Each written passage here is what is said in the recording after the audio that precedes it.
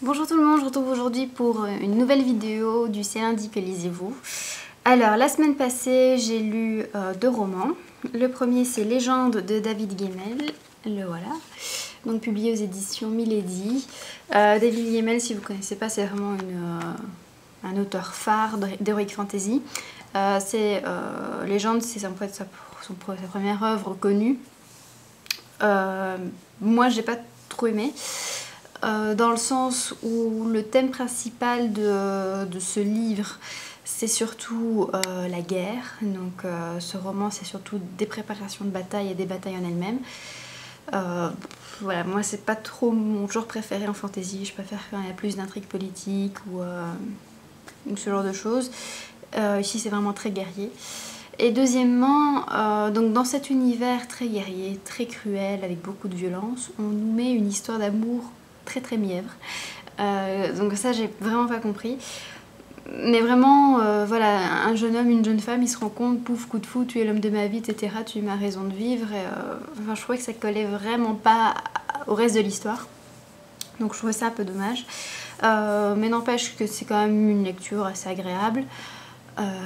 Que j'ai beaucoup aimé le personnage de Drus, donc qui est le guerrier légendaire.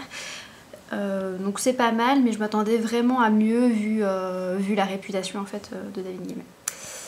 Alors j'ai également lu un autre roman donc, qui s'appelle Fugue au pluriel, mais ici la couverture est pas tip top. Voilà, de Pauline Doudley, donc c'est de l'auto-édition. J'ai beaucoup aimé. En fait l'histoire commence quand un homme qui ressemble un peu à un clochard achète une maison sans eau, sans électricité, cash.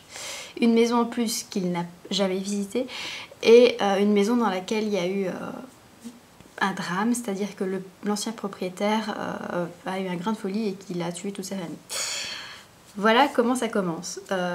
Donc c'est un roman entre le drame et le polar. Moi j'ai beaucoup aimé, j'arrêtais pas de me demander qu'est-ce qui va se passer, qu'est-ce qui va se passer, qu'est-ce qui va se passer. Voilà, c'est un roman qui fait 200 pages et voilà, je trouve que c'est vraiment très habile, très bien mené. J'ai beaucoup aimé. J'essaierai de vous donner ma chronique écrite aujourd'hui.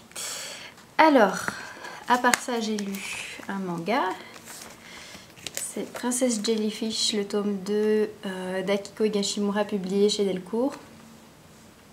Donc j'avais lu le tome 1 la semaine passée et là bah, c'est toujours autant un plaisir, beaucoup d'humour, beaucoup de déconnade. Enfin, franchement moi j'accroche vraiment beaucoup à ce manga. J'ai encore le tome 3 dans ma palle et après il ne me restera plus qu'à attendre les sorties des tomes suivants. Et j'ai lu une BD, c'est donc, hop, voilà, Démon de Nolan et Suro, le tome 1, Le mal des esprits, publié chez Soleil. Alors là, c'est vraiment une grosse déception pour moi. Parce qu'en fait, on nous présente la BD comme une chronie.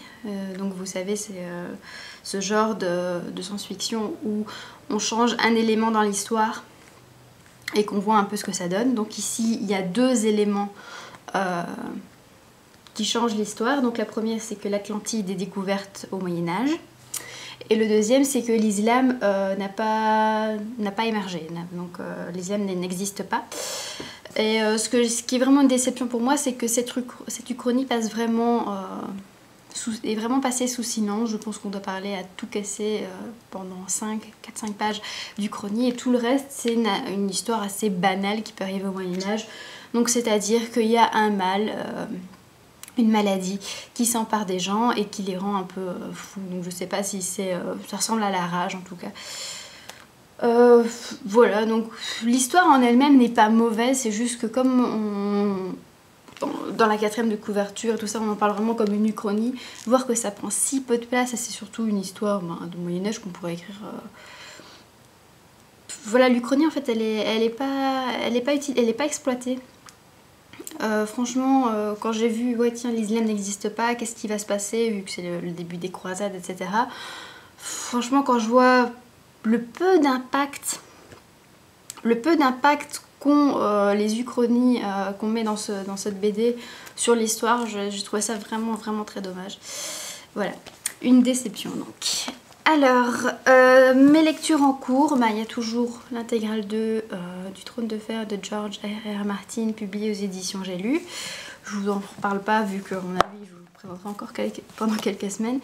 Et mon autre lecture en cours, c'est une lecture commune du deuxième tome de Fils des Brumes, Le Puits de l'Ascension, publié au livre de poche, donc de Brandon Sanderson.